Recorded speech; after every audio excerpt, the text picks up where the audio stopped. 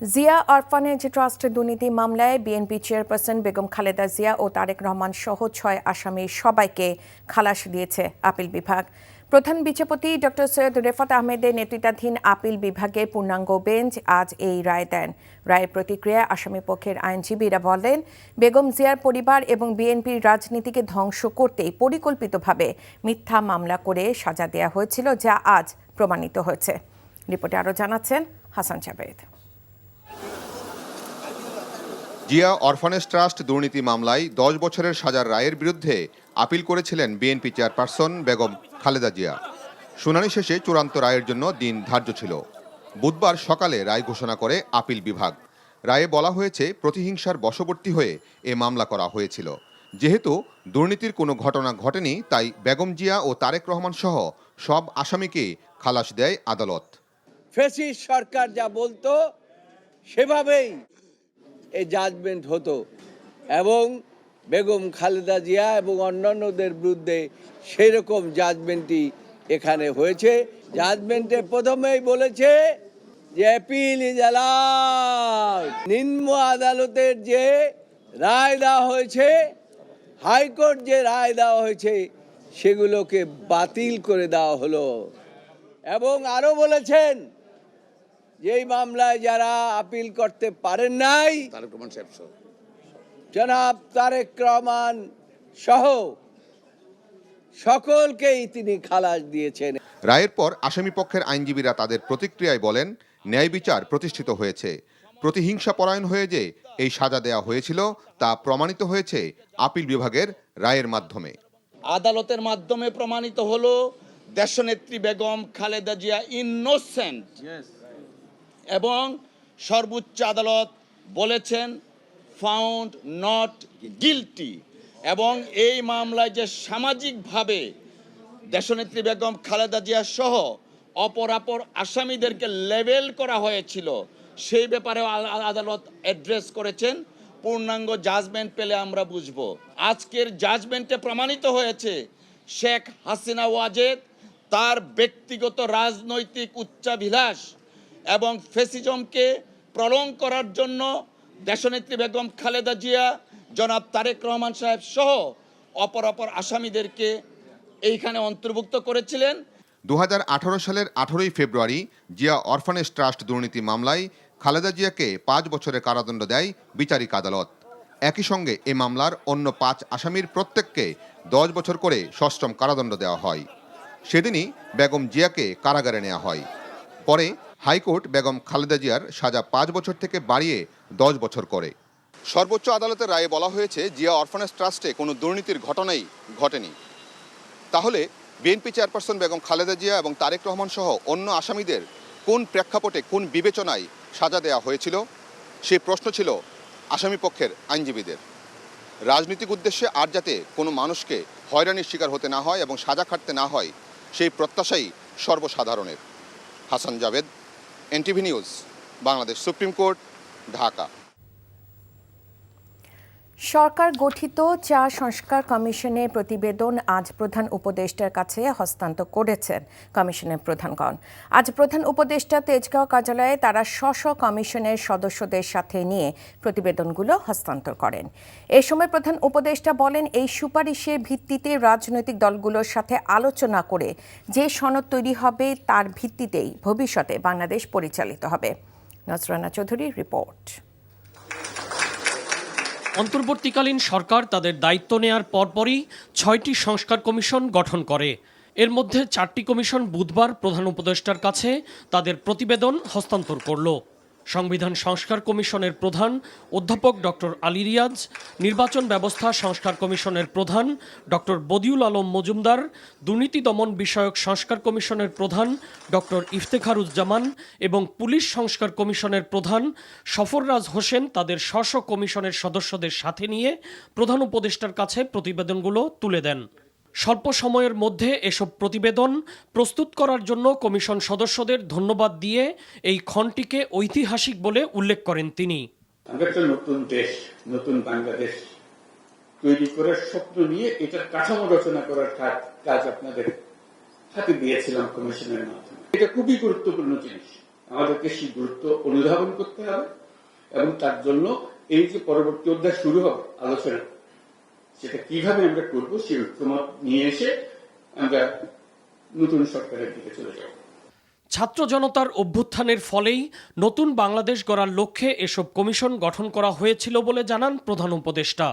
হাজারো মানুষের আত্মত্যাগের মধ্য দিয়ে জাতির সামনে যে সুযোগ এসেছে তা কোনোভাবেই হারানো যাবে না বলেও উল্লেখ করেন তিনি। এসব প্রতিবেদনে করা সুপারিশ নিয়ে খুব শীঘ্রই রাজনৈতিক দলগুলোর সাথে আলোচনা শুরু করা হবে বলেও জানান ডক্টর ইউনূস। নতুন বাংলাদেশের চার্টার, সেই হবে চার্টার, সেই চার্টার মতৈক্যের ভিত্তিতে হবে, নির্বাচন হবে, সবকিছু হবে, কিন্তু চার্টার হারিয়ে যাবে। ইতিহাসের অংশ হিসেবে এটা আমাদের জাতীয় কমিটমেন্ট, এটা কোনো দলীয় কমিটমেন্ট না। আমরা আশা করছি সব দল এই চার্টারে সাইন অন করবে, ওই যে বললাম ঐক্যমত, যেটা তখন এটা আমাদের বাংলাদেশ জাতি একটা সনদ, যে সনদ আমরা বুকে নিয়ে অগ্রসর হব। বিচার বিভাগ সংস্কার কমিশন আর জনপ্রশাসন সংস্কার কমিশনের প্রতিবেদন জমা দেওয়ার সময় আগামী 31 জানুয়ারি পর্যন্ত বাড়ানো হয়েছে। নজরানা চৌধুরী, এনটিভি নিউজ, ঢাকা। জুলাই অভ্যুত্থানে পুলিশ, আনসার সহ আইনশৃঙ্খলা রক্ষাকারী বাহিনীর যেসব সদস্যের বিরুদ্ধে গুলি চালানোর অভিযোগ রয়েছে, ভিডিও ফুটেজ দেখে তাদের গ্রেফতারের চেষ্টা চলছে বলে জানিয়েছেন স্বরাষ্ট্র উপদেষ্টা অবসরপ্রাপ্ত লেফটেন্যান্ট জেনারেল জাহাঙ্গীর আলম চৌধুরী। জড়িতরা যারা পালিয়ে বেড়াচ্ছে তাদেরকে ধরতে বিভিন্ন সংস্থা কাজ করছে বলেও জানান তিনি। সকালে খিলগাঁওয়ে আনসার ও ভিডিপি সদর দপ্তর পরিদর্শনে গিয়ে একথা বলেন তিনি। উপদেষ্টা জানান 1 লাখের বেশি তরুণকে আনসারে যুক্ত করার উদ্যোগ নিয়েছে সরকার। তিনি বলেন নির্বাচন সহ দেশের গুরুত্বপূর্ণ ইস্যুতে 60 লাখের বেশি আনসার কাজ করে যাচ্ছে। যাদের ধরেন ওই ফুটেজ আছে আছে তাদের কিন্তু ধরার চেষ্টা করা হচ্ছে, ডেইলি কিন্তু তাদের 2-1 করে ধরা পড়তেছে। যে আসে না কেন সবারই কিন্তু আইনের আওতায় আনা হবে। এখন অনেক সময় বলেন যে সপ্তাহে একদিনে ধরা যাবে না, এরা তো বিভিন্ন জায়গায় লুকে আছে, আস্তে আস্তে এগুলো থেকে বের করে ধরা হবে। ইনকোয়ারি হওয়ার পরে যদি যেটা হচ্ছে তাকেও কাউকেই কিন্তু ছাড় দেওয়া হবে না, পুলিশেরও কিন্তু ধরা হচ্ছে। আপনারা সেদিন দেখলেন যে ধরার ভিতরে একটা আবার পালায়ও গেল, এক ওসি ধরা হয়েছে, আবার ধরার থেকে কিন্তু পালায়ও গেছে। যে ধরা হচ্ছে না এটা আপনারা বলেন না, ধরা হচ্ছে, বাট ইনভেস্টিগেশনের পরে ধরা হচ্ছে। কিশোরগঞ্জে ছাত্র জনতার আন্দোলনে হামলা ও গুলির অভিযোগে এবার সাবেক রাষ্ট্রপতি আব্দুল হামিদের বিরুদ্ধে মামলা হয়েছে। এই মামলায় শেখ হাসিনা, রেহানা সহ 124 জনের নাম রয়েছে। কিশোরগঞ্জ সদর মডেল থানার ওসি আবদুল্লাহ আল মামুন মামলার সত্যতা নিশ্চিত করেছেন। তিনি জানান, গতরাতে তহমুল ইসলাম নামে এক ব্যক্তি কিশোরগঞ্জের থানায় মামলাটি দায়ের করেছেন। মামলার এজাহারে উল্লেখ করা হয়েছে, স্বৈরশাসক শেখ হাসিনার বিরুদ্ধে সংগঠিত ছাত্র জনতার গড়ে ওঠা ঐক্য আন্দোলনকে দমন করতে আসামিরা সারা দেশে গণহত্যার পরিকল্পনা করেন। গত বছরের 4 আগস্ট জেলা শহরের স্টেশন রোড এলাকায় ছাত্র জনতা মিছিলে আসামিরা হামলা চালান। তারা আগ্নেয়াস্ত্র দিয়ে গুলি চালিয়ে মামলার বাদী সহ সাক্ষীদের আহত করেন। এছাড়া আসামিরা গ্রেনেড, ককটেল ও বোমা নিক্ষেপ করে এলাকায় ত্রাস সৃষ্টি করেন।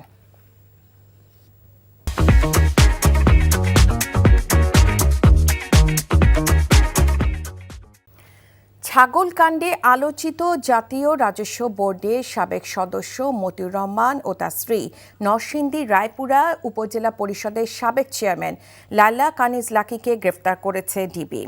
মঙ্গলবার রাতে রাজধানী বসুন্ধরা এলাকা থেকে তাদের গ্রেফতার করা হয়। ডিএমপির গণমাধ্যম শাখার উপকমিশনার তালিবুর রহমান এই তথ্য নিশ্চিত করে বলেন, গোয়েন্দা পুলিশের একটি দল বসুন্ধরা আবাসিক এলাকার একটি বাসা থেকে তাদের গ্রেফতার করে। মতিউরের ছেলে গত বছর 12 লাখ টাকা দামের একটি কোরবানির ছাগলের ছবি ফেসবুকে পোস্ট করার পর বিতর্ক শুরু হয়। ছবিটি ভাইরাল হলে মতিউরের সম্পদের উৎস নিয়ে প্রশ্ন ওঠে। অবৈধভাবে সম্পদ অর্জনের অভিযোগে 6 জানুয়ারি মতিউর ও তার স্ত্রী সন্তানদের বিরুদ্ধে আলাদা মামলা করে দুদক। ফ্ল্যাট উপহার নিয়ে ব্যাপক চাপের মুখে থাকা যুক্তরাজ্যের সিটি মিনিস্টার টিউলিপ সিদ্দিক পদত্যাগ করেছেন। তার স্থলে নতুন অর্থনীতি বিষয়ক মিনিস্টার হিসেবে লেবার পার্টির এমপি এমা রেনল্ডসকে নিয়োগ দিয়েছেন দেশটির প্রধানমন্ত্রী কিয়ার স্টারমার। এর আগে বিনামূল্যে পাওয়া ফ্ল্যাটের কথা গোপন রেখে ব্রিটেন জুড়ে তীব্র সমালোচনার মুখে পড়েন হাসিনার ভাগ্নি টিউলিপ। তার বিরুদ্ধে দুর্নীতি অনিয়মের একের পর এক সংবাদ প্রকাশ করে আসছিল ব্রিটিশ সংবাদ মাধ্যমগুলো। এরই পরিপ্রেক্ষিতে পদত্যাগ করেন টিউলিপ। বিস্তারিত শাহাদাত শাওনের রিপোর্টে। দুর্নীতি দায়ে যুক্তরাজ্যের অর্থনৈতিক বিষয়ক মন্ত্রীর পদ থেকে সরে দাঁড়িয়েছেন শেখ হাসিনার ভাগ্নি টিউলিপ সিদ্দিক। টিউলিপ সিদ্দিকের বিরুদ্ধে ওঠা অভিযোগের তদন্তের দায়িত্বে ছিলেন ব্রিটিশ প্রধানমন্ত্রীর নীতি বিষয়ক উপদেষ্টা lorry Magnus. Sir lorry Magnus প্রধানমন্ত্রী কিয়ার স্টারমারকে দেওয়া এক চিঠিতে বলেছেন, টিউলিপ তার পরিবারের সঙ্গে বাংলাদেশের ক্ষমতাচ্যুত প্রধানমন্ত্রী শেখ হাসিনা সম্পৃক্ত থাকার সম্ভাব্য ঝুঁকি সম্পর্কে সচেতন ছিলেন না। এটি দুঃখজনক। চিঠিতে আরও লেখেন, টিউলিপ সিদ্দিক স্বীকার করেছেন কিংস ক্রসে কিভাবে ফ্ল্যাটের মালিক হলেন সে বিষয়ে তিনি অজ্ঞ ছিলেন। যদিও সম্পত্তি হস্তান্তর বিষয়ে তিনি একটি ভূমি রেজিস্টার ট্রান্সফার ফর্মে স্বাক্ষর করেছিলেন। বলা হয় তার বাবা মা ফ্ল্যাটটি তাকে উপহার দিচ্ছেন এবং পূর্বের মালিকের কাছ থেকে এটি কেনা হচ্ছে। এর আগে 2022 সালে এক প্রশ্নের জবাবে টিউলিপ অনিচ্ছাকৃতভাবে সম্পত্তির দাতার পরিচয় নিয়ে জনগণকে বিভ্রান্ত করেছেন, যার ফলে মন্ত্রী হওয়ার পর টিউলিপ তার মালিকানাধীন সম্পত্তির উৎস সম্পর্কে জনসম্মুখে সংশোধনী দেন। মেগনাস বলেন, টিউলিপ সিদ্দিকের মন্ত্রিত্বের দায়িত্ব ও বাংলাদেশের সাবেক সরকারের সঙ্গে তার পরিবারের ঘনিষ্ঠ সম্পর্কের ঝুঁকি সম্পর্কে আরও সতর্ক থাকা উচিত ছিল। অন্যদিকে নিজের বিরুদ্ধে আনিত সব অভিযোগে নথিপত্র দিয়ে উল্লেখ করে টিউলিপ বলেন তিনি নির্দোষ প্রমাণিত হবেন। সিটি মিনিস্টার হিসেবে টিউলিপের দায়িত্ব পালনের প্রশংসা করে তদন্ত শেষে পুনরায় ফিরে আসার আশা ব্যক্ত করেন ব্রিটিশ প্রধানমন্ত্রী কিয়ার স্টারমার। এদিকে দুর্নীতির অভিযোগে টিউলিপ সিদ্দিকের পদত্যাগের পর যুক্তরাজ্যের ট্রেজারি মন্ত্রণালয়ে এসেছে পরিবর্তন। অর্থনৈতিক সচিব পদে টিউলিপের স্থলাভিষিক্ত হয়েছেন এমা রেনাল্ডস। শাহাদাত শাওন, এনটিভি ইন্টারন্যাশনাল ডেস্ক। উচ্চ মাধ্যমিক পাশ করে জুটেছে প্রথম শ্রেণীর চাকরি, অথচ নিয়ম হলো ন্যূনতম স্নাতক পাশ ছাড়া এই পদে যাওয়ার সাধ্য নেই। কিন্তু এই অসাধ্য সাধন করেছে ঢাকা উত্তর সিটি কর্পোরেশনের 10 থেকে 15 জন কর্মচারী। তৃতীয় শ্রেণীর হয়ে এখন তারা রীতিমতো প্রথম শ্রেণী কর্মকর্তা হিসেবে চেয়ার দখলের পাশাপাশি অর্থ তুলে নিচ্ছেন রাষ্ট্রীয় কোষাগার থেকে। 5 আগস্টের পর বদলি পদোন্নতির ঝড় বইছে সংস্থাটিতে। এনটিভি অনুসন্ধানে এমন চিত্র উঠে এসেছে। ঢাকা 2 সিটি কর্পোরেশনের নিয়োগ পদোন্নতি নিয়ে নাজিবুর রহমানের 2 পর্বের ধারাবাহিকের আজ দেখুন শেষ পর্ব। রাজধানীর মহাখালী অঞ্চল 3 ও 9 কার্যালয়ে উপকর কর্মকর্তার অতিরিক্ত দায়িত্ব পাওয়া শেখ মোহাম্মদ আলীর খোঁজে এনটিভি টিম। নগর ভবন সূত্র বলছে, উচ্চ মাধ্যমিক পাশ করা এ ব্যক্তি 27 জনকে পেছনে ফেলে রহস্যময় কারণে প্রথম শ্রেণীর কর্মকর্তা বনে গেছেন। নিয়ম অনুযায়ী যে অভিজ্ঞতা থাকা প্রয়োজন তাও নেই এই কর্মকর্তার। প্রথম শ্রেণীর কর্মকর্তার চেয়ারে বসা মোহাম্মদ আলীর বক্তব্যে উঠে আসে তার শিক্ষাগত যোগ্যতার ঘাটতি ও অভিজ্ঞতা না থাকার বিষয়। কোন সাবজেক্টে কি করেছেন? এলএলবিটা হচ্ছে কি ওই যে আপনার ল। এলএলবি ফুল ফর্মটা এলএলবিটা হচ্ছে কি ওই যে আপনার আইনের যে ফুল ফর্মটা কি? এলএলবি মানে কি, মানে পুরোটার মানে কি? এলএলবিটা হচ্ছে কি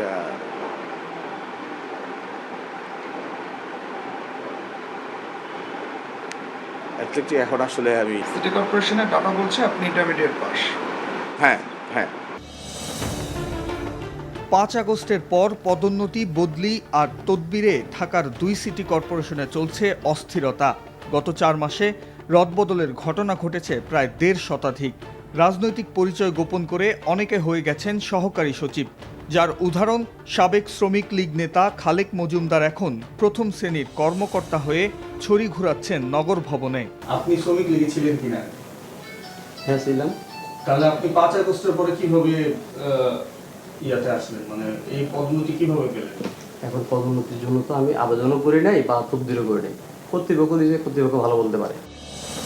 তৃতীয় শ্রেণী থেকে হঠাৎ করে সহকারী সচিব পদে আসীন হওয়া দ্বীন ইসলামের দাবি, ঢাকা উত্তর সিটি কর্পোরেশনের কর্মকর্তারা তার যোগ্যতারই মূল্যায়ন করেছেন। আমি সহকারী সচিব হিসেবে দায়িত্ব পেয়েছি। পদোন্নতির বিষয়টা একটা প্রতিনিধি বাছাই কমিটি টেক কেয়ার। কথা বলছেন আর পদোন্নতির বিষয়ে কথা বলার ক্ষেত্রে আমার নাই, আপনার সাথে সিটি কর্পোরেশনের কোনো বিষয়ে কথা বলার দায়িত্ব আমি আপনার লিস্টের ব্যাপারটা এলে আপনার আমার জানার বিষয় না। এমন উদ্ভট পদোন্নতি আর তদবির বাণিজ্য নিয়ে আমরা জানতে চাই ঢাকা উত্তর সিটির দায়িত্বে থাকা প্রধান নির্বাহী কর্মকর্তা মাসুদ আলম সিদ্দিকীর কাছে। কিছু কিছু ব্যতিক্রম হয়, কিন্তু সেটাকে আমরা সাময়িক একটা ধরেন ইমার্জেন্সি প্রয়োজন হয়েছে সেক্ষেত্রে আমরা করি, কিন্তু যদি পদোন্নতি যোগ্য না হয়ে থাকে না আর তারা এই অতিরিক্ত দায়িত্ব দিয়ে থাকে সেগুলোকে আমরা দেখে বিচার বিশ্লেষণ করে আমরা রিভাইজ করব। পদোন্নতি আর বদলির অসঙ্গতির ব্যাপারে কথা বলেন স্থানীয় সরকার বিভাগের উপদেষ্টা আসিফ মাহমুদ। সিটি কর্পোরেশনগুলোতে একদম স্থায়ী দায়িত্বে কাউকে নিয়োজিত করার কথা ভাবছি, খুব দ্রুতই আপনারা সেটা দেখতে পাবেন। আশা করি স্থায়ী নিয়োগটা হয়ে গেলে এই যে অনিয়মগুলো হচ্ছে বা বিভিন্ন অভিযোগ আছে সেগুলোর সমাধান হবে এবং আপনাদের কাছে সুনির্দিষ্ট তথ্য প্রমাণ সহকারে যদি কোনো অভিযোগ থাকে সেটা আমাদেরকে জানাবেন, মন্ত্রণালয়ের পক্ষ থেকে আমরা যথাযথ ব্যবস্থা নেব। সরকারি আইন বলছে প্রথম শ্রেণীর কর্মকর্তা পদে দায়িত্ব পালনের ক্ষেত্রে ন্যূনতম শিক্ষাগত যোগ্যতা প্রয়োজন স্নাতক এবং কোনো ক্ষেত্রে স্নাতকোত্তর ডিগ্রি, কিন্তু সাম্প্রতিক সময়ে যাদের পদোন্নতি দেয়া হয়েছে তাদের যেমন শিক্ষাগত যোগ্যতার ঘাটতি তেমনি নেই অভিজ্ঞতা। Najibur Rahman, NTV news, Dhaka. ঠাকুরগাঁওয়ে বালিয়াডাঙ্গি উপজেলার বেউটঝাড়ি সীমান্ত থেকে আলিমুল রেজা নামে এক বাংলাদেশিকে ধরে নিয়ে গেছে বিএসএফ। বিজিবি অধিনায়ক জানান, গতরাতে সীমান্তে শূন্যরেখা অতিক্রম করে ভারতের ভিতরে প্রবেশের চেষ্টা করলে ওই বাংলাদেশিকে আটক করে নিয়ে যায় বিএসএফ। আটক বাংলাদেশিকে ফেরত নেওয়ার জন্য বিএসএফ এর সঙ্গে যোগাযোগ করা হচ্ছে বলে জানান বিজিবির অধিনায়ক। এদিকে এই ঘটনার ফলে সীমান্ত এলাকার মানুষের মধ্যে আতঙ্ক ও উদ্বেগ দেখা দিয়েছে। সীমান্ত এলাকায় নিরাপত্তা জোরদার করা হয়েছে।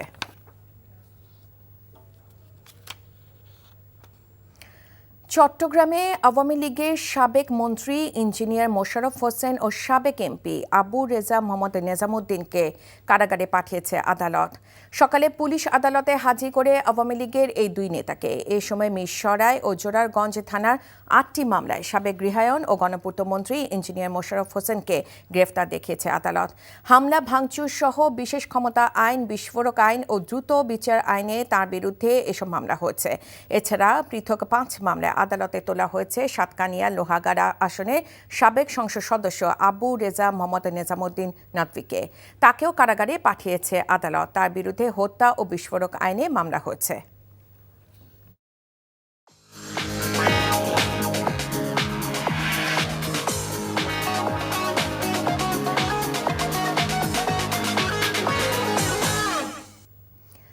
নগদ নিবেদিত অর্থনীতির খবর। প্রবাসীদের জন্য নন রেসিডেন্ট টাকা অ্যাকাউন্ট NITA ব্যবহারের সুবিধা বাড়ালো বাংলাদেশ ব্যাংক। বিদেশ থেকে অনলাইন ট্রান্সফারের মাধ্যমে সহজে তারা রেমিটেন্সে অর্থ পাঠাতে পারবেন। এছাড়া টাকা জমা ও উত্তোলনের কোনো সীমা থাকছে না। এর ফলে প্রবাসী বাংলাদেশিরা সহজেই দেশে ব্যাংকিং ব্যবস্থায় যুক্ত হতে পারবেন।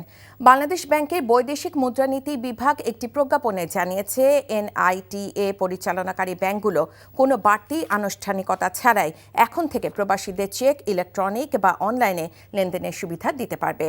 তবে এসব অ্যাকাউন্ট থেকে কোনো ধরনের প্রতারণামূলক লেনদেন যেন না হয় তা নিশ্চিতে অর্থ জমা ও উত্তোলনের ক্ষেত্রে ব্যাংকগুলোকে সতর্ক থাকার আহ্বান জানিয়েছে বাংলাদেশ ব্যাংক।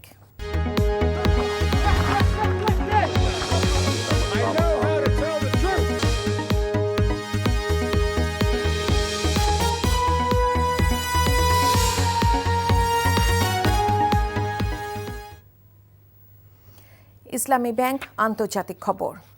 পাকিস্তান ও বাংলাদেশের বন্ধুত্বপূর্ণ সম্পর্ক উপমহাদেশের সীমান্ত সুরক্ষায় ভূমিকা রাখবে, এমনই মন্তব্য করেছেন পাকিস্তানের সেনাপ্রধান জেনারেল আসিম মুনির। পাক সেনাপ্রধান আরও বলেন, বাংলাদেশের সাথে শক্তিশালী নিরাপত্তা জোট গঠন করতে চায় পাকিস্তান। মঙ্গলবার রাওয়ালপিন্ডি শহরে সেনা সদর দপ্তরে বাংলাদেশের সেনাবাহিনীর principal staff officer lieutenant general SM Kamrul Hasan সাথে বৈঠকে আলোচনায় একথা বলেন পাকিস্তানের সেনাপ্রধান জেনারেল আসিম মুনির। পাকিস্তানের সংবাদ মাধ্যম ডন প্রতিবেদনে এ তথ্য নিশ্চিত করেছে। বলা হয়, বাংলাদেশ এবং পাকিস্তান ভ্রাতৃপ্রতিম দেশ। বহিস্থ শক্তির প্রভাব থাকা সত্ত্বেও দুই দেশের সম্পর্ক অবশ্যই দৃঢ় থাকবে। এছাড়া প্রতিরক্ষা সংক্রান্ত বিভিন্ন ইস্যুতে দুই দেশের সেনাবাহিনী পারস্পরিক আদান প্রদান, সহযোগিতা ও অংশীদারিত্বের মাত্রা বৃদ্ধির ব্যাপারেও আলোচনা করেন পাকিস্তানের সেনাপ্রধান এবং বাংলাদেশের PSO। হামাসের অবশিষ্ট সদস্য হত্যায় ইসরায়েলকে সমর্থন করেন বলে জানিয়েছেন ডোনাল্ড ট্রাম্পের হবু প্রতিরক্ষা মন্ত্রী পিট হেগসেথ। এ তথ্য নিশ্চিত করেছে টাইমস অফ ইসরায়েল। নারী নিগ্রহের বিস্ফোরক অভিযোগ থাকা ট্রাম্পের এই মিত্র বলেছেন তিনি একজন খ্রিস্টান এবং দৃঢ়ভাবে ইসরায়েল রাষ্ট্র এবং তার অস্তিত্ব রক্ষার পক্ষে সমর্থন করেন। গাজায় যুদ্ধবিরতির যুক্তির আলোচনার এমন সময় ট্রাম্পের মনোনীত প্রতিরক্ষা সচিবের বক্তব্য মধ্যপ্রাচ্য পরিস্থিতি আরও জটিল করে তুলতে পারে বলে মনে করেন বিশ্লেষকরা। আগে পিট হেগসেথ মার্কিন সেনায় কাজ করেছেন। এছাড়া ফক্স নিউজের সঞ্চালক ছিলেন হেগসেথ। অতীতে নানা বিতর্কের বিষয়ে এর আগে আইন প্রণেতারা জিজ্ঞাসাবাদ করেছিলেন পিট হেগসেথকে।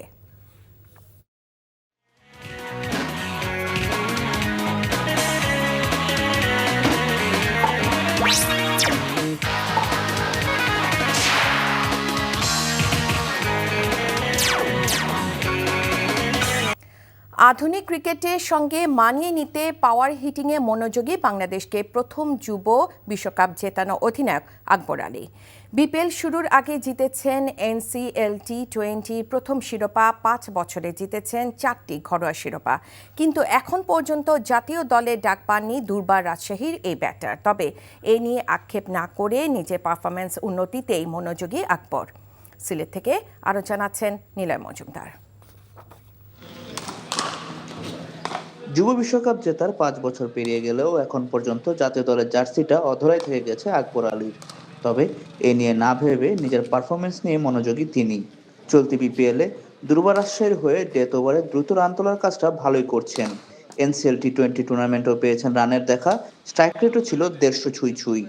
আধুনিক ক্রিকেটের সঙ্গে তাল মিলিয়ে এই ব্যাটার এখন মনোযোগী পাওয়ার হিটিংয়ে। পাওয়ার হিটিংটা অবশ্যই জরুরি, বাট এটা আসলে স্কিলের সাথে কাজ করে। আপনি শুধু স্কিল নিয়ে পাওয়ার ছাড়া খেলতে পারবেন না, আবার খুব পাওয়ার হিটিং করে স্কিল না থাকলেও সম্ভব না। আমার মনে হয় যে দুইটারই কম্বিনেশনটা খুব দরকার। তো আমার মনে হয় যে আমি লাস্ট 3-4 মাসে পাওয়ার হিটিংটা নিয়ে একটু কাজ করেছি। তো দেখা যাক, এটা নিয়ে আরও কিছু কাজ করার অবশ্যই জায়গা আছে এবং ওটা নিয়েই কাজ করছি। সম্প্রতি অধিনায়ক হিসেবে জিতেছেন NCL T20, নেতৃত্ব গুণে সাফল্য পাচ্ছেন প্রায়ই। তবে ব্যাট হাতে বেশি সফল হতে চান রাজশাহীর এই ব্যাটার। আমি এজ লেভেল থেকেই মানে বিকেএসপিতে যখন থেকে ছিলাম, আন্ডার 14, 16, 18 খেলেছি। বিকেএসপির টিমগুলোতে আমি সবসময় ক্যাপ্টেন থাকতাম, মানে স্যাররা আমাকে ক্যাপ্টেন হিসেবে চুজ করতেন। তো ছোটোবেলা থেকেই বলতে পারেন যে সেটা আছে। আর পেশারের যেটা কথা বললেন, যে আমি সত্যি কথা বলতে মানে অনেকে এটাকে কীভাবে ডিফাইন করবে পেশারটাকে, বাট আমি অ্যাকচুয়ালি সত্যি কথা এইভাবে কখনোই দেখিনি। আমি জাস্ট মনে করি যে আমি অ্যাজ এ ফিল্ডিং গ্রুপ আমাকে একটু এক্সট্রা রোল প্লে করতে হবে, দ্যাটস ইট। জাতীয় দলে সুযোগ পেতে নিজেকে আন্তর্জাতিক মানের ক্রিকেটার হিসেবে গড়ে তুলতে চান আকবর আলী। সে লক্ষ্যে এবারে বিপিএলটাকে সর্বোচ্চ ব্যবহার করতে চান যুব বিশ্বকাপ জয়ী এই অধিনায়ক। Niloy Majumdar, NTV news, Sylhet.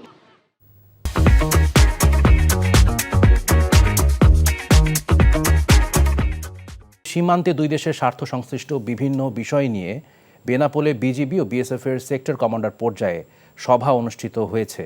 সকালে বিজিবির যশোরস্থ 49 ব্যাটালিয়নের অধীনস্থ বেনাপোল বিওপির সম্মেলন কক্ষে এই সভা শুরু হয়। সভায় বিজিবির পক্ষে Khulna sector commander colonel Mohammad Mehedi Hasan চৌধুরীর নেতৃত্বে 22 সদস্যের প্রতিনিধি দল এবং বিএসএফের কলকাতা সেক্টরের সেক্টর কমান্ডার ডিআইজি তারণী কুমারের নেতৃত্বে 16 সদস্যের প্রতিনিধি দল উপস্থিত ছিলেন।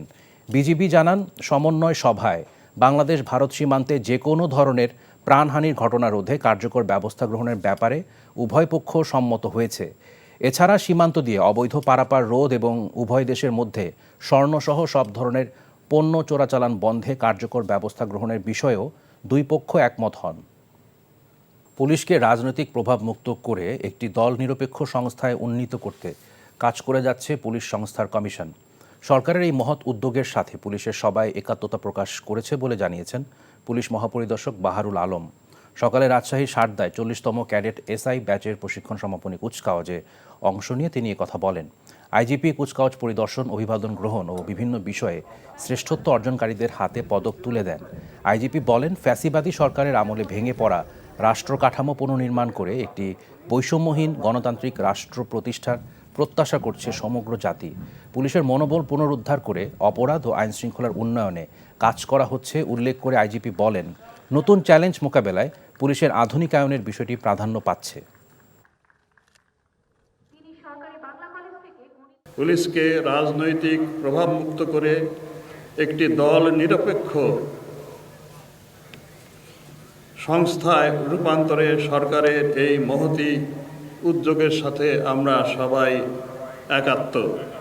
বিগত ফ্যাসিবাদী সরকারের আমলে ভেঙে পড়া রাষ্ট্র কাঠামোকে পুনর্নির্মাণ করে একটি বৈষম্যহীন ও গণতান্ত্রিক রাষ্ট্র প্রতিষ্ঠিত হবে এই প্রত্যাশা সমগ্র জাতির।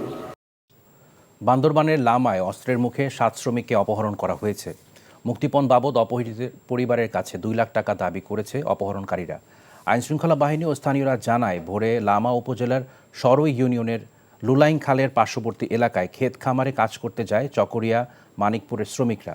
পাহাড়ের অস্ত্রধারী একদল সন্ত্রাসীরা হানা দিয়ে অস্ত্রের মুখে 7 শ্রমিককে অপহরণ করে নিয়ে যায়। খবর পেয়ে আইনশৃঙ্খলা বাহিনী অপহৃতের উদ্ধারে পাহাড়ের সম্ভাব্য স্থানগুলোতে অভিযান চালাচ্ছে। রাজশাহী বিশ্ববিদ্যালয়ে প্রথম বর্ষে ভর্তিতে পোষ্য কোটা পুনর্বহালের দাবিতে পূর্ণ দিবস কর্মবিরতি পালন করেছে কর্মকর্তা কর্মচারীরা। সকাল 9টা থেকে সব ধরনের দাপ্তরিক কাজ বন্ধ রেখে ক্যাম্পাসের বুদ্ধিজীবী চত্বরে সমাবেশ করে কর্মকর্তা কর্মচারীরা। রাজশাহী বিশ্ববিদ্যালয় অফিসার সমিতির সভাপতি মুক্তার হোসেন বলেন, বিশ্ববিদ্যালয়ের প্রথম বর্ষ ভর্তিতে শিক্ষক কর্মকর্তা কর্মচারীদের সন্তানদের আবেদনের যোগ্যতা থাকলেই পোষ্য কোটার মাধ্যমে ভর্তি নিতে হবে। দাবি আদায় না হলে আরও কঠোর কর্মসূচি ঘোষণা দেন তারা। নাটোরে বাড়িঘর ভাঙচুর ও অগ্নিসংযোগের মামলায় 7 বছরের সাজা থেকে বেকসুর খালাস পেয়েছেন বিএনপির কেন্দ্রীয় নেতা ও সাবেক উপমন্ত্রী রুহুল কুদ্দুস তালুকদার দুলু। একই সাথে এই মামলা থেকে অব্যাহতি পেয়েছেন বিএনপির আরও 67 নেতাকর্মী। দুপুরে নাটোরের অতিরিক্ত জেলা ও দায়রা জজ আদালতের বিচারক AFM মারুফ চৌধুরী এ রায় দেন। 2004 সালের 6 ফেব্রুয়ারি নাটোরের নলডাঙ্গা উপজেলার রামসার কাজীপুর গ্রামে দুলুর ভাতিজা সাব্বির আহমেদ গামাকে হত্যার পর 7 ফেব্রুয়ারি অভিযুক্তদের বাড়িঘরে হামলা, ভাঙচুর ও লুটপাটের ঘটনা ঘটে। এ ঘটনায় আওয়ামী লীগ নেতা আসাদুজ্জামান বাদী হয়ে মামলা দায়ের করলে 2007 সালের 26 জুলাই দুলুসহ 68 জনকে 3টি ধারায় 7 বছরের সাজা দেন তৎকালীন অতিরিক্ত জেলা ম্যাজিস্ট্রেট আদালত। বগুড়ায় বিএনপি চেয়ারপারসন বেগম খালেদা জিয়ার সুস্থতা কামনা করে দোয়া মাহফিল, শীত বস্ত্র বিতরণ ও এতিমদের মাঝে খাবার বিতরণ করা হয়েছে। দুপুরে শহরের বৃন্দাবন পশ্চিম পাড়া এলাকায় দারুল উলুম আল ইসলামিয়া মাদ্রাসায় এতিমদের মাঝে এই শীত বস্ত্র বিতরণ ও এতিমদের মাঝে খাবার বিতরণ অনুষ্ঠিত হয়। এ সময় বিএনপির কেন্দ্রীয় নির্বাহী কমিটির সদস্য সাইফুল ইসলাম সহ অঙ্গ সংগঠনের নেতৃবৃন্দরা উপস্থিত ছিলেন। পরে বিএনপির চেয়ারপারসন বেগম খালেদা জিয়ার সুস্থতা ও দীর্ঘায়ু কামনা করে দোয়া অনুষ্ঠিত হয়।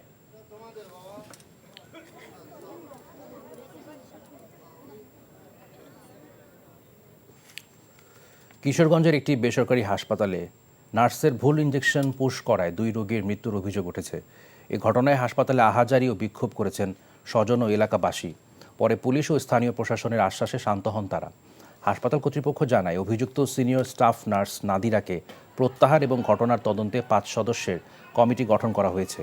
স্বজন ও স্থানীয়রা জানান, গতকাল কিশোরগঞ্জের শহীদ সৈয়দ নজরুল ইসলাম মেডিকেল কলেজ হাসপাতালে মল্লিক ও জহিরুল ইসলাম নামে 2 যুবক হার্নিয়া অপারেশনের জন্য ভর্তি হন।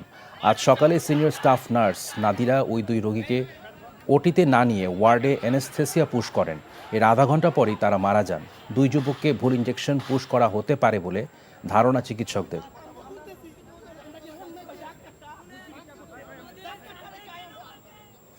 নাটোরের গুরুদাসপুরে প্রবাসীর স্ত্রী ও কলেজ ছাত্রের রহস্যজনক মৃত্যু হয়েছে।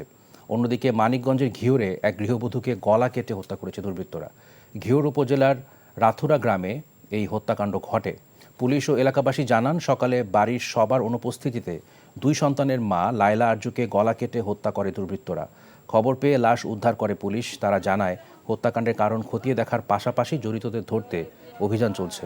অন্যদিকে নাটোরের গুরুদাসপুর উপজেলার চরপিপলা গ্রামে একটি নির্মাণাধীন ঘরের আড়া থেকে ঝুলন্ত অবস্থায় এক কলেজ ছাত্র এবং এক প্রবাসীর স্ত্রীর মরদেহ উদ্ধার করা হয়েছে।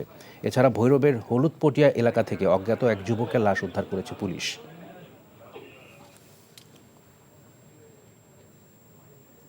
খুলনার পূর্ব বাংলা কমিউনিস্ট পার্টির নেতা শহীদুল ইসলাম ওরফে হুজি শহীদের হত্যার প্রতিশোধ নিতেই তার ভাতিজা শেখ শাহরিয়ার ইসলাম পাপ্পুর নেতৃত্বে খুলনা সিটির সাবেক কাউন্সিলর গোলাম রাব্বানী টিপুকে কৌশলে কক্সবাজারে এনে হত্যা করা হয়। পাপ্পু নিজেই গুলি করে হত্যা করে টিপুকে। এছাড়া আধিপত্য বিস্তারের দ্বন্দ্ব হত্যাকাণ্ডে ইন্ধন রয়েছে। দুপুরে সংবাদ সম্মেলনে কক্সবাজারের পুলিশ সুপার মোহাম্মদ রহমতুল্লাহ বলেন, ৮ জানুয়ারি কক্সবাজারে আলোচিত টিপু হত্যা মামলায় এ পর্যন্ত ৫ জনকে গ্রেফতার করা হয়েছে। সর্বশেষ গতকাল মৌলভীবাজার থেকে হত্যাকাণ্ডে ব্যবহৃত পিস্তলসহ পাপ্পু এবং তার 2 সহযোগীকে গ্রেফতার করা হয়। পুলিশ সুপার জানান, 2015 সালে খুন হন দৌলতপুরে জ্বালানি তেল ব্যবসায়ী ও পাট শ্রমিক ঠিকাদার শহীদুল ইসলাম ওরফে হুজি শহীদ। হত্যাকাণ্ডে সরাসরি অংশ নিয়েছিলেন কাউন্সিলর গোলাম রাব্বানী টিপু এবং ওই হত্যা মামলার প্রধান আসামি নিহত টিপু।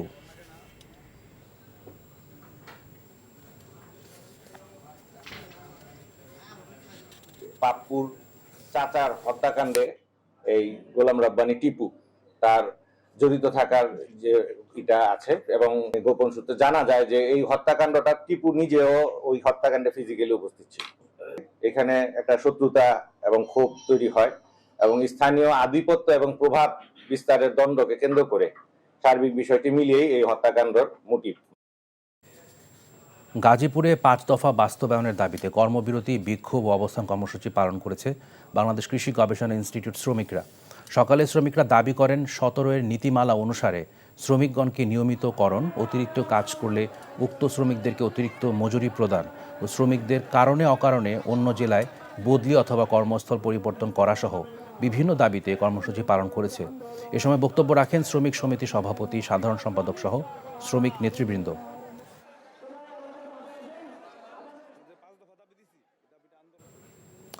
পৌষ সংক্রান্তি উপলক্ষে হবিগঞ্জের পৈল গ্রামে ঐতিহাসিক মাছের মেলা বসেছে। মাছের মেলার সবচেয়ে বড় মাছ বাঘাইর মাছের দাম হাঁকা হয় 1,50,000 টাকা। 75,000 টাকায় মাছটি বিক্রি হয়েছে। 207 বছর ধরে চলে আসা মাছের মেলার প্রধান আকর্ষণ হচ্ছে ছোট বড় সব ধরনের দেশি প্রজাতির মাছ।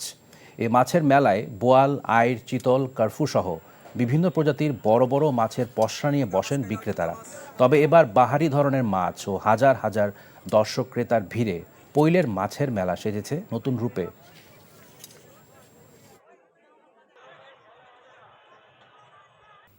বাংলাদেশের নাম জনগণতান্ত্রিক বাংলাদেশ করা, সাংবিধানিক প্রতিষ্ঠানগুলো সহ নির্বাচনকালীন অন্তর্বর্তীকালীন সরকার গঠন ও সশস্ত্র বাহিনীর প্রধানগণের নিয়োগদানের জন্য জাতীয় সাংবিধানিক কাউন্সিল প্রতিষ্ঠা এবং দেশের সকল বিভাগে হাইকোর্টের একটি বেঞ্চ গঠনের জন্য সুপারিশ করেছে সংবিধান সংস্কার কমিশন।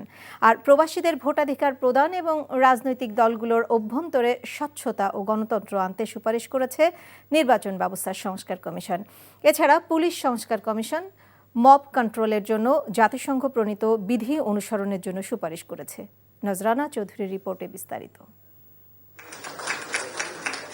সংবিধান সংস্কার কমিশন তাদের সুপারিশে বর্তমানের গণপ্রজাতন্ত্রী বাংলাদেশের স্থলে বাংলাদেশের নাম জনগণতান্ত্রিক বাংলাদেশ করার সুপারিশ করেছে, যেখানে সাম্য, মানবিক মর্যাদা, সামাজিক সুবিচার, বহুত্ববাদ এবং গণতন্ত্র এই 5টি মূলনীতি রাখা হয়েছে। একই সাথে সংবিধান সংশোধনের জন্য গণভোটের ব্যবস্থা, দ্বিকক্ষ বিশিষ্ট সংসদ, প্রধানমন্ত্রীর একচ্ছত্র আধিপত্য কমাতে সংবিধানের 70 অনুচ্ছেদ বাদ দেয়া, রাষ্ট্রপতি নির্বাচনের পদ্ধতি পরিবর্তন, শক্তিশালী স্থানীয় সরকার ব্যবস্থা প্রতিষ্ঠা সহ বেশ কিছু সুপারিশ তুলে ধরা হয়েছে। প্রধানমন্ত্রী ও রাষ্ট্রপতির মধ্যে ক্ষমতার ভারসাম্য প্রতিষ্ঠার জন্য জাতীয় সাংবিধানিক কাউন্সিল নামে একটি সাংবিধানিক সংস্থা প্রবর্তনের সুপারিশ করেছি। নির্বাচন কমিশন সহ অন্যান্য সাংবিধানিক প্রতিষ্ঠান এবং সশস্ত্র বাহিনীর প্রধানদের নিয়োগ দিতে না পারেন, সেজন্য আমরা এগুলো জাতীয় সাংবিধানিক কাউন্সিলের কাছে অর্পণ করার সুপারিশ করেছি। অন্তর্বর্তী সরকারের প্রধানের উপদেষ্টা বাছাইয়ের দায়িত্বভার কোনো ব্যক্তি বা কোনো একক প্রতিষ্ঠানের উপর থাকা ঠিক নয়। সে কারণে আমরা জাতীয় সাংবিধানিক কাউন্সিলের কাছে এই বাছাই প্রক্রিয়ার অর্পণ করেছি। নির্বাচন ব্যবস্থা সংস্কার কমিশন নাগরিকের ভোটাধিকার প্রয়োগ নিশ্চিত করার লক্ষ্যে মোট 150টি সুপারিশ করেছে, যেখানে প্রবাসীদের ভোটাধিকার নিশ্চিত করা, নির্বাচন কমিশনকে আরও বেশি শক্তিশালী ও দায়িত্বশীল করার বিষয় অন্তর্ভুক্ত আছে।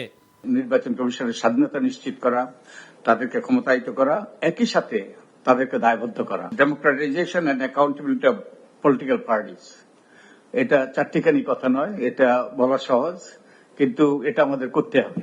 দেশের দুর্নীতি দমন কার্যক্রমকে আরও বেগবান ও শক্তিশালী করার লক্ষ্যে এ সংক্রান্ত কমিশন মোট ৪৭টি সুপারিশ করেছে। দুদকের কর্মচারীদের বেতন ভাতা, সরকারি বেতন স্কেলের দ্বিগুণ করা, স্বার্থের দ্বন্দ্ব নিরসন আইন প্রণয়ন সহ বেশ কিছু সুপারিশ এই প্রতিবেদনে তুলে ধরা হয়েছে। একটি কৌশল প্রণয়ন করতে হবে যার মধ্যে এই যে রাষ্ট্রীয় এবং সামাজিক কাঠামোকে শুধু দুর্নীতি বিরোধী শুধু প্রত্যয় না, সক্ষমতা বৃদ্ধির জন্য যে অঙ্গীকারগুলো দরকার, দায়িত্ব এবং কর্তব্য সেটি নির্ধারণ করা, বিশেষ করে সকল রাষ্ট্রীয় এবং অরাষ্ট্রীয় প্রতিষ্ঠান এবং ক্ষেত্রে সেটির জন্য প্রযোজ্য হবে। আর পুলিশ সংস্কার কমিশন স্বল্প, মধ্য ও দীর্ঘমেয়াদী সুপারিশমালা সরকারের কাছে তুলে ধরেছে, যেখানে চাকুরির জন্য পুলিশ ভেরিফিকেশন আইন শিথিল করা, ফৌজদারি কার্যবিধি আধুনিকায়ন, মব কন্ট্রোলের জন্য জাতিসংঘ প্রণীত বিধিমালার ভিত্তিতে আইন প্রণয়নের কথা বলা হয়েছে। Use of force against mob, বাংলাদেশের পুলিশ যখন জাতিসংঘের অধীনে শান্তিরক্ষী বাহিনী হিসেবে কাজ করতে যান, জাতিসংঘ থেকে কিছু মডেল দেওয়া হয়েছে, কিছু নির্দেশনা আছে, সেই নির্দেশনা হিসেবে তারা কাজ করেন। তো আমরা বেস্ট প্র্যাকটিস হিসেবে আমরা ইউরোপের মডেলটাই আমরা ফলো করতে বলেছি। সরকারের উদ্যোগে রাজনৈতিক দলগুলো ঐক্যমতে পৌঁছে এসব সুপারিশ দ্রুত বাস্তবায়ন করবে বলেও আশা প্রকাশ করেন কমিশন প্রধানগণ। Nazrana Chowdhury, NTV news, Dhaka. এদিকে সবগুলো সংস্কার কমিশনের প্রতিবেদন জমা দেওয়ার পর আগামী ফেব্রুয়ারির প্রথম বা দ্বিতীয় সপ্তাহে সংস্কার নিয়ে রাজনৈতিক দলগুলোর সাথে সরকার আনুষ্ঠানিকভাবে বৈঠক করবে বলে জানিয়েছেন উপদেষ্টা সৈয়দা রেজওয়ানা হাসান। আর জুলাই গণহত্যায় জড়িতদের বিচারের জন্য আগামী মার্চ মাস থেকে শুনানি শুরু হবে বলে জানিয়েছেন উপদেষ্টা ডক্টর আসিফ নজরুল। বিকেলে ফরেন সার্ভিস একাডেমিতে ব্রিফিংয়ে এসব কথা জানান তারা। মইদুল ইসলামের রিপোর্ট। 4টি সংস্কার কমিশনের প্রতিবেদন জমা দেওয়ার পর আনুষ্ঠানিক ব্রিফিংয়ে উপদেষ্টা পরিষদের সদস্যরা জানান কিভাবে এবং কোন প্রক্রিয়ার মধ্য দিয়ে বাস্তবায়ন হবে সংস্কার কমিশনের সুপারিশমালা। রাজনৈতিক দলগুলো কতটুকু সংস্কার করতে ঐক্যমত্য হতে পারে তার উপর সংস্কার নির্ভর করছে বলেও জানান তারা। পলিটিক্যাল পার্টিগুলোর সাথে কিন্তু এক ধরনের প্রক্রিয়া শুরু হয়েছে, তাই না? কারণ তারা তাদের লিখিত মতামত দিয়েছেন। তো কাজেই আলোচনাটা, আনুষ্ঠানিক আলোচনাটা আমার ধারণা কমিশন প্রধানরা যখন একটা পর্যায়ে চলে আসবেন ফেব্রুয়ারি মাঝামাঝি জায়গায় আনুষ্ঠানিকভাবে শুরু করে দেওয়া হবে। মাননীয় প্রধান উপদেষ্টা বলেছিলেন যে আমরা ন্যূনতম কিছু সংস্কার সম্পন্ন করে যদি ইলেকশন করতে চাই তাহলে এই বছরে হবে, আর যদি আমরা আরও কিছু সংস্কার প্রত্যাশিত মাত্রায় করতে চাই তাহলে কয়েক মাস লাগতে পারে, সেটা হচ্ছে সামনের বছরের জুনের মধ্যে। তো আমাদের সংস্কার কমিশনের প্রস্তাবের ভিত্তিতে রাজনৈতিক দলগুলোর সঙ্গে যখন আলাপ করা হবে এটাই আমরা আইডেন্টিফাই করার চেষ্টা করব যে ন্যূনতম সংস্কার কোনগুলো আছে এবং এই বিষয়ে রাজনৈতিক মতৈক্য আছে কিনা। ব্রিফিংয়ে জানানো হয় জুলাই আগস্ট নৃশংস গণহত্যার বিচার অবশ্যই হবে এবং আগামী মার্চ মাস নাগাদ আন্তর্জাতিক অপরাধ ট্রাইব্যুনালে বিচারের শুনানি শুরু হবে। আপনাদের নিশ্চিতভাবে বলতে চাই বিচারের কার্যক্রম অত্যন্ত সাবলীলভাবে চলছে। আমরা বিচারের ক্ষেত্রে মূলত গুরুত্ব দিচ্ছি ইন্টারন্যাশনাল ক্রাইম ট্রাইব্যুনালের উপর, বিকজ এই ক্রাইম ট্রাইব্যুনালের যে বিচারটা আছে এখানে রাষ্ট্রপক্ষের ইনভলভমেন্টটা বেশি, ফলে আমরা এটাকে খুব বেশি গুরুত্ব দিয়ে দেখছি এবং আমাদের যেই গতিতে এই মামলার তদন্ত কাজ এগোচ্ছে সম্ভবত আপনারা আশা করছি মার্চ থেকে শুনানি শুরু হয়েছে এটা দেখতে পারবেন। এবং আমাদের আশা আছে, এগেইন এটা বিচারালয়ের বিষয়, আমাদের আশা আছে, আমাদের বিশ্বাস আছে আমরা যে গতিতে এগোচ্ছি ইনশাআল্লাহ সামনে নির্বাচনের আগে আমরা অন্তত ট্রায়াল কোর্টে বিচার কাজ সম্পন্ন করতে পারবো। গণহত্যার দায়ে কোনো রাজনৈতিক দলকে নিষিদ্ধ করা হবে কিনা এমন প্রশ্নের জবাবে সরকারের অবস্থান ব্যক্ত করেন উপদেষ্টারা। সরকারি পক্ষ থেকে বিচার হচ্ছে, কাউকে টার্গেট করে বিচার হচ্ছে না, একটা স্বচ্ছ প্রক্রিয়ার মাধ্যমে বিচার হচ্ছে। আপনারা ভিডিও দিচ্ছেন, আমরা ভিডিও জোগাড় করছি, দেখা যাচ্ছে এমন বিষয় ধরে বিচার হচ্ছে। কাজে আমরা যেহেতু কোনো রাজনৈতিক দলকে নিষিদ্ধ করিনি, রাজনীতিতে কোন দল কোন অবস্থানে কিভাবে থাকবে সেই সিদ্ধান্ত সেই রাজনৈতিক দল নেবে, এটা অন্তর্বর্তীকালীন সরকারের উপর নির্ভর করছে না। সুষ্ঠুভাবে বিচার হওয়ার পর আমরা এই গণহত্যা মানবতা বিরোধী অপরাধের সাথে দল সংশ্লিষ্টতার বিষয়ে আমরা যেই ধরনের রায় পাবো সেটার আলোকে বহু সিদ্ধান্ত গ্রহণ করার সময় এবং সুযোগ আমরা পাবো। মইদুল ইসলাম, এনটিভি নিউজ, ঢাকা। দুর্নীতির মাধ্যমে সাইমা ওয়াজেদ পুতুলের বিশ্ব সংস্থার দায়িত্ব পাওয়ার বিষয়ে গোয়েন্দা রিপোর্টে সত্যতা মিলেছে বলে জানিয়েছে দুদক। দুপুরে রাজধানীর সেগুনবাগিচা দুদক কার্যালয়ে সাংবাদিকদের এই তথ্য দেন সংস্থাটির মহাপরিচালক মোহাম্মদ আক্তার হোসেন। এ সময় তিনি বলেন, অবৈধ সম্পদ অর্জনের অভিযোগে ব্রিটিশ সাবেক মন্ত্রী টিউলিপ সিদ্দিকীর বাবা, বোন, চাচা সহ পরিবারের 6 সদস্যের বিরুদ্ধে অনুসন্ধান শুরু হয়েছে। এদিকে চটপটির দোকান ও দুটি রেস্টুরেন্টের বিপরীতে 234 কোটি টাকা ঋণ দিয়েছে ফার্স্ট সিকিউরিটি ইসলামী ব্যাংক। এই দুর্নীতির সাথে এস আলম ও তার ছেলে জড়িত বলেও জানান তিনি। জনাব সাইমা ওয়াজেদ পুতুল নানাবিধ দুর্নীতির মাধ্যমে বিশ্ব স্বাস্থ্য সংস্থার আঞ্চলিক পরিচালক পদে নিয়োগ পান। সাবেক প্রধানমন্ত্রী শেখ হাসিনা তার মেয়ে সাইমা ওয়াজেদ পুতুলকে দক্ষিণ পূর্ব এশিয়ার আঞ্চলিক পরিচালক হওয়ার যোগ্যতা না থাকা সত্ত্বেও WHO এর আঞ্চলিক পরিচালক বানাতে তার ক্ষমতার অনৈতিকভাবে ব্যবহার করেছিলেন মর্মে অভিযোগ রয়েছে। এই প্রেক্ষিতে গোয়েন্দা তথ্য অনুসন্ধানে অভিযোগের প্রাথমিক সত্যতা পাওয়ায় এই বিষয়ে অনুসন্ধানের সিদ্ধান্ত গৃহীত হয়েছে। এখনও আনুষ্ঠানিকভাবে না জানালেও আপাতত শেখ হাসিনাকে ভারত সরকার ফেরত পাঠাবে না বলেই মনে করেন পরিবেশ বিষয়ক উপদেষ্টা সৈয়দা রিজওয়ানা হাসান। সন্ধ্যায় সচিবালয়ে দেশের পাহাড় ও টিলাসহ প্রাকৃতিক সম্পদের মানচিত্র প্রণয়ন কাজের অগ্রগতি পর্যালোচনা অনুষ্ঠানে প্রশ্নের জবাবে একথা বলেন তিনি। বিএনপির সাথে সরকারের বিরোধ নেই, বরং সহায়তা করছে উল্লেখ করে তিনি বলেন, সবার সাথে ঐক্যমত্যের ভিত্তিতেই সংস্কার করা হবে। স্যাটেলাইট চিত্রের মাধ্যমে 2006 সালের পর থেকে 18 বছরে 11টি জেলায় 1234 হেক্টর পাহাড় কাটার প্রাথমিক তথ্য পাওয়া গেছে বলে জানানো হয় অনুষ্ঠানে। এখন থেকে উন্নয়নের জন্য পাহাড় কাটা যাবে না বলে জানান পরিবেশ উপদেষ্টা। বলেন, ঢাকার 19টি খাল উদ্ধারে বাজেট সহ কর্মপরিকল্পনা চূড়ান্ত করা হয়েছে।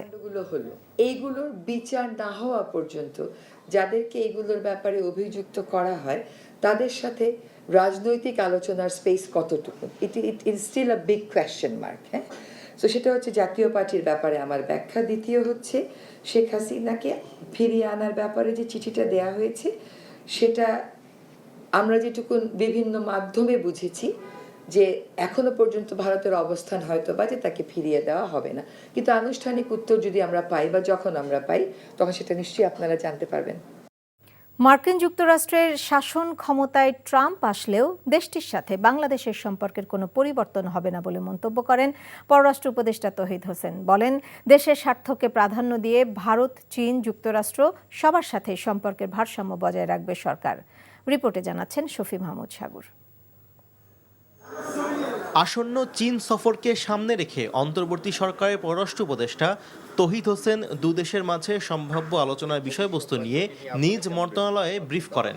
জানান, সফরে গুরুত্ব পাবে অর্থনৈতিক এবং বাণিজ্যিক বিষয়াবলী।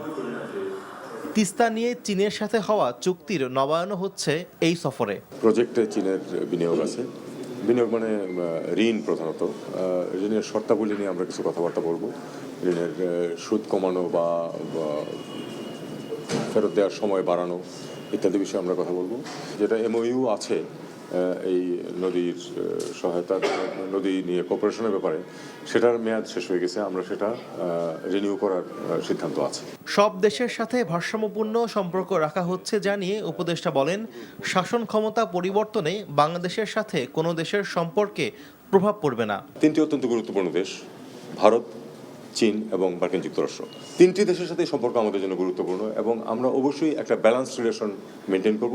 আমরা কাউকেই অসন্তুষ্ট করতে চাই না, কিন্তু আমাদের নিজেদের স্বার্থ রক্ষা করে আমরা তাদের সাথে ভালো সম্পর্ক বজায় রাখব। মার্কিন যুক্তরাষ্ট্র সরকার পরিবর্তনের কারণে বাংলাদেশের সাথে সম্পর্ক কোনো হোঁচট খাবে, আমি মনে করি যেটা স্মুথলি চলবে। চীনের পররাষ্ট্রমন্ত্রীর আমন্ত্রণে আগামী 20 জানুয়ারি চীন সফরে যাচ্ছেন পররাষ্ট্র উপদেষ্টা। 25 তারিখ তার দেশে ফেরার কথা রয়েছে। শফি মাহমুদ সাগর, NTV নিউজ, ঢাকা।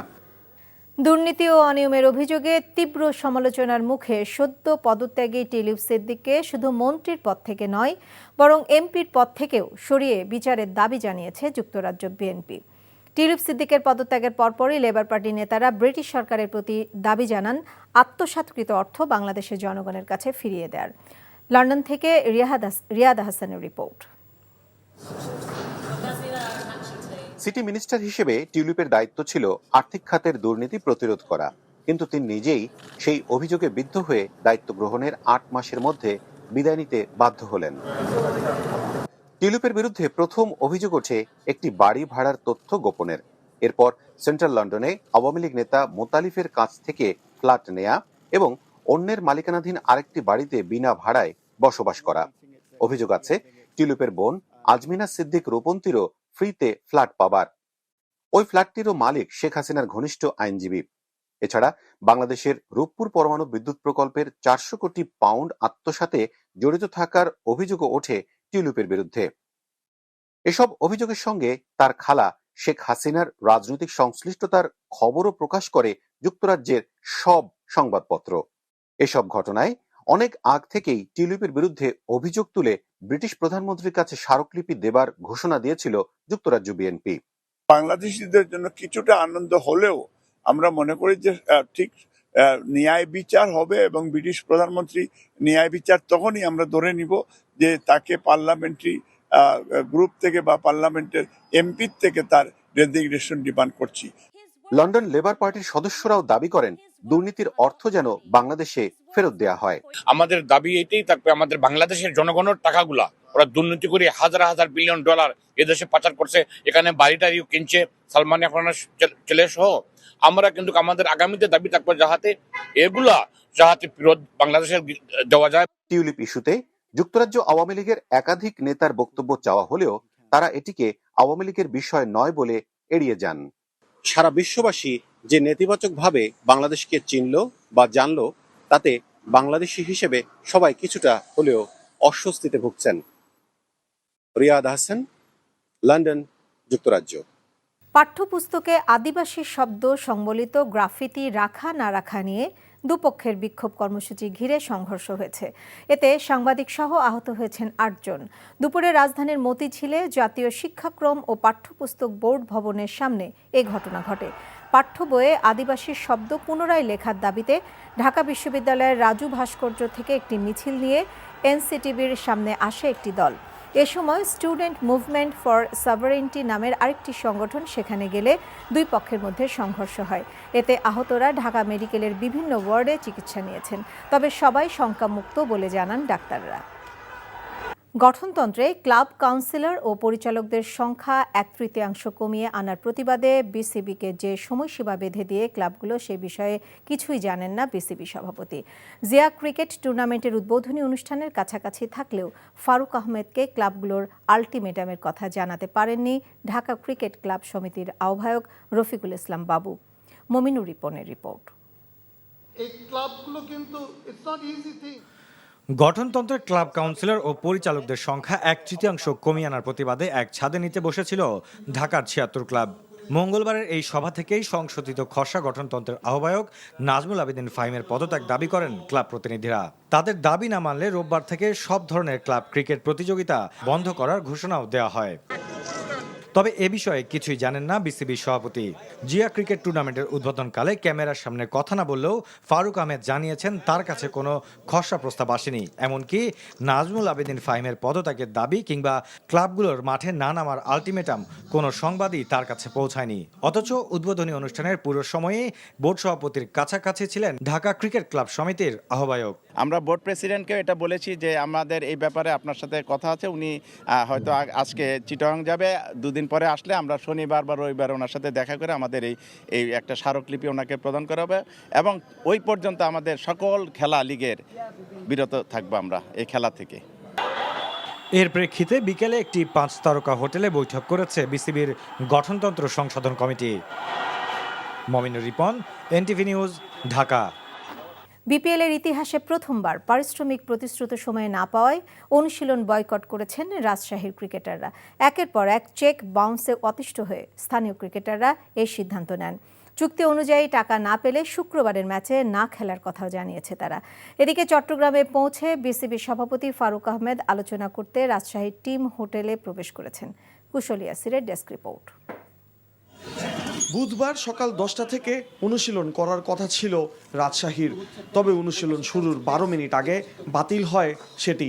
হঠাৎ কেন অনুশীলন বাতিল হলো সে কারণটি খুঁজতে গিয়ে জানা গেছে পারিশ্রমিক বকেয়া থাকায় অনুশীলন বয়কট করেছেন ক্রিকেটাররা। ফ্র্যাঞ্চাইজিটির স্কোয়াডে থাকা এক ক্রিকেটার জানান, বিপিএল মাঝপথে চলে এলেও তারা এখনও কোনো টাকা পাননি, যে কারণে অনুশীলন বাতিলের মতো সিদ্ধান্ত নিয়েছেন তারা। শুক্রবার নাগাদ টাকা না পেলে খেলবেন না ম্যাচও। এদিকে রাজশাহী টিম ম্যানেজমেন্টের সঙ্গে যোগাযোগ করা হলেও তারা কোনো পরিষ্কার বক্তব্য দেননি। যদিও ম্যানেজমেন্টের তরফে আচমকা অনুশীলন পণ্ড হওয়ার ব্যাখ্যায় বিশ্রামের কথা বলা হয়েছে। এবারের বিপিএল মাঠে গড়ানোর আগেই আলোচনায় পারিশ্রমিক ইস্যু। টুর্নামেন্টের মাঝপথে এসেও বিষয়টি সুরাহা হয়নি। এদিকে সন্ধ্যায় বিসিবি সভাপতি ফারুক আহমেদ আলোচনার জন্য রাজশাহীর টিম হোটেলে প্রবেশ করেন। কুশল ইয়াসির, এনটিভি স্পোর্টস ডেস্ক।